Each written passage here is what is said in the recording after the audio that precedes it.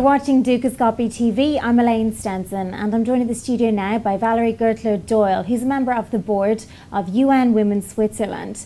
Valerie, you're very welcome. Thank you, Elaine. Pleasure to be here. Now, can you start by telling me what are the objectives of UN Women Switzerland? UN Women Switzerland is part of the global network of UN Women, and the Swiss organisation's task is primarily to raise awareness of the issues of UN Women and also to raise funds for supporting programmes run by UN Women in emerging markets. So Valerie, you're a specialist in women's empowerment principles. What exactly are they?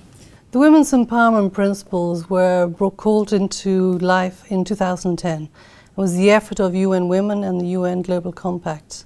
It's the first time we've had a global set of guidance for enterprises who are interested in really ensuring gender equality in the workplace. They're voluntary. CEOs sign up with them really putting a stake in the ground regarding where they are in terms of gender equality. When companies sign up, they sign up to really move this agenda forward. There are 7 principles. They start where they want to start, and this is driven by the country they're operating in, the type of business they're involved in, and as I say, it's voluntary, so they will prioritise which pieces of it are important for them and start there. Okay, Valerie, and why would a CEO sign up to this? It's pretty simple, makes good business sense. Let's say, Elaine, you were a CEO of your own business. One of your key tasks would be to ensure you hold market share in your business, but also to grow your market.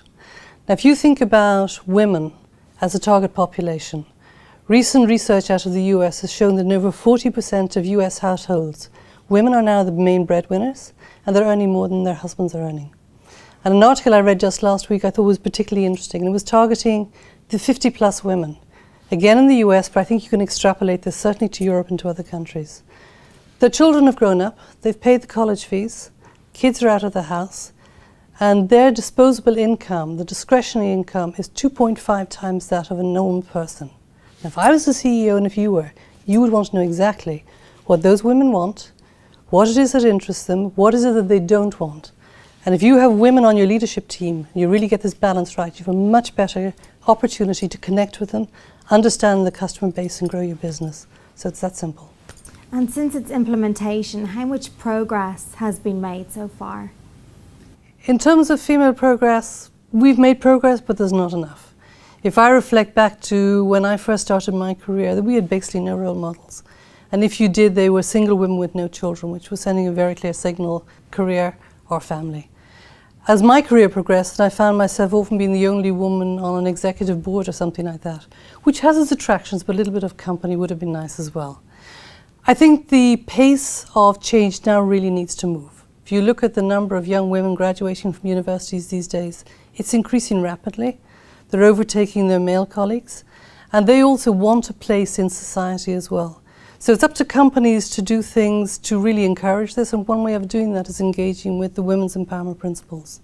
Something as simple as equal pay.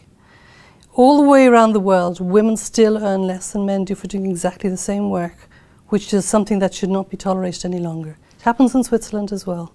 Discrepancy is 20%. And there is no logical reason why men and women should not be paid exactly the same for doing the same work. So this is something very simple, very tangible, that by signing up with the WEP, CEOs can start to make a move on.